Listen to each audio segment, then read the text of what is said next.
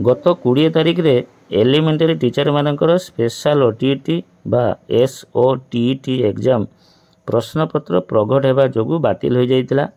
एथिपाई प्राय 75,000 शिक्षक एवं शिक्षयित्री हैरान होइतिले।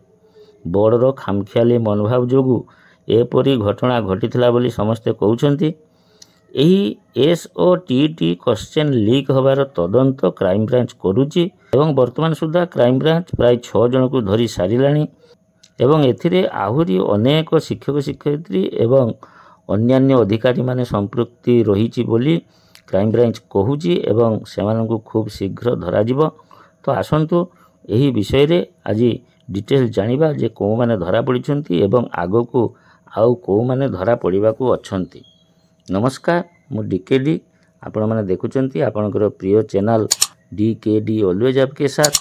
यही चैनल ले आपण माने यही प्रकार कंटेंट सदाबेले पाइबे।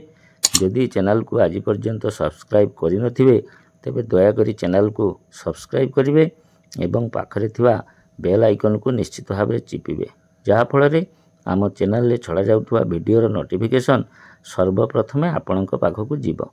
तो आसंतु मु वर्तमान पूरा खबर को आपणकु जणाउछि। ओटीईटी प्रश्नपत्र लीक घटना रे border data entry operator Jiten Maharana सहित मोट 6 जन को क्राइम ब्रांच गिरफ्त करिछि। मात्र बोर्ड कार्यालय प्रघट एही प्रश्नपत्र राज्य सारा घूरी बुलुथुवारु एवं एथिपाई प्राय 50 लाख रु अधिक टंकार लेनदेन कारोबार होइथिबारु घटना रे आउ केउ माने संपृक्त अछंती तार खलताड़ करुछि क्राइम ब्रांच। घटना रे अन्य केते जन शिक्षक संपृक्त थिबा संदेह मध्य करा जाउछि। तथ्य प्रमाण जगाड़ परे समस्त को गिरफ्त करा जिवो बोली क्राइम ब्रांच रो जणे अधिकारी कहिसंती। अनुसंधान मिलुथुबा तथ्य मुताबक ओटीईटी परीक्षा देई बारंबार फेल होउथुबारु किछि शिक्षक एथिरे पास करिबाकू सेमानंक संघर नेता को धरिथिले। एथिलागी केतेक जिल्ला रे इन सर्विस शिक्षकंक स्तर रे मोटा अंकर अर्थ मध्य आदाय होइथिला। तेणु शिक्षक संघर नेता माने बोर्ड रु जेकोसी प्रकार परीक्षा आगरु प्रश्न हातेया पई उद्यम करिथिले। Border data entry operator Jiten दीर्घ वर्ष है परीक्षा नियंत्रक पाखरे रही विभिन्न परीक्षा लगी प्रस्तुत प्रश्नपत्र को कंप्यूटर रे टाइप करिथाए। टाइप होउथबा प्रश्न केउ फाइल रे रहुजी एवं ताहाको किपरि फार्म हाउस को पठा जाउजी से बाबद रे जितेन को सबु गुप्त रहस्य जना थिला।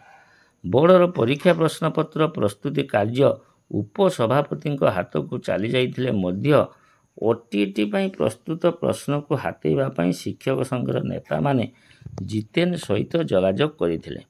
एथिपाई मोटा अंकर डील मध्य होइतिला। तेणु ओटीईटी प्रश्न लुटिबा पई जितेन जुलाई प्रथम सप्ताह कसरत चलाइथिला। एही कसरत मध्य रे जितेन को आउ केही सहयोग करिथुबा क्राइम ब्रांच अनुमान करुछि। प्रश्न पैकेट रु चोरी करिबा असंभव थिबारु से बोर्ड उपसभापति चाम्बर को टार्गेट करिथिला। ऑफिस कंप्यूटर रे प्रश्नपत्र प्रघट आशंका थिबारु उपसभापति ताहाकु लैपटॉप रे प्रस्तुत करुथिले। ए कथा जितेन जानिथिबारु से लैपटॉप रु प्रश्न को किपरि नेबो सेथिलागी सुजोग रुंडुथिला। निकट रे उपसभापति निज प्रकोष्ठ रे बसी लैपटॉप रे काम करुथिला बेले जितेन कौनसी काम रे तांको प्रकोष्ठ को जाई आलोचना करिबा मध्य रे निजर पेन ड्राइव रे लैपटॉप रु विभिन्न तथ्य संग्रह करथिला। प्रश्न गुड़िक मिल जावा परे जितेन्द्र लक्ष्य पूर्ण होइतिला। पेपर 1 और पेपर 2 रो प्रश्नपत्र हातेइबा परे जितेन सेगुड़ी को बिक्री करथिला। बोर्ड रु प्रश्न नहीं ताहाकु राज्यव्यापी बिकिबा कारबार रे अनेक शिक्षकों संपृक्ति रही बोली crime branch DIG B Gangadhar कहिसंती। गिरफ 4 जन शिक्षक और जिंकपिन जितेन सह अन्यतम अभियुक्तर मोबाइल रु क्राइम ब्रांच अनेक तथ्य और प्रमाण हासिल करिछि। फोन पे रे अभियुक्त माने 50 लाख रु अधिक टंका कारबार करिथिबा जणा पड़िछि। एही घटना रे आहुरी अनेक शिक्षक बंधा हेबे बोली क्राइम ब्रांच रो जणे अधिकारी कहिसंती। तो जो कथा मु कहउथिली जे एथिरे संपृक्ति जो माने भी रहिछि, जो शिक्षक माने एथिपई सबु पैसा पत्र डील करथिले प्रश्न पाइथिले ତ କ୍ରାଇମବ୍ରାଞ୍ଚ ନିଶ୍ଚିତ ଭାବରେ ସେମାନଙ୍କ ପାଖରେ ପହଞ୍ଚିବ। କାରଣ ଏସବୁ ଯେଉଁ କାରବାର ହେଇଛି ଏଥିରେ କେସ୍ କାରବାର କମ୍ ହେଇଛି, ବେଶୀ ଅନଲାଇନ୍ କାରବାର ହେଇଛି।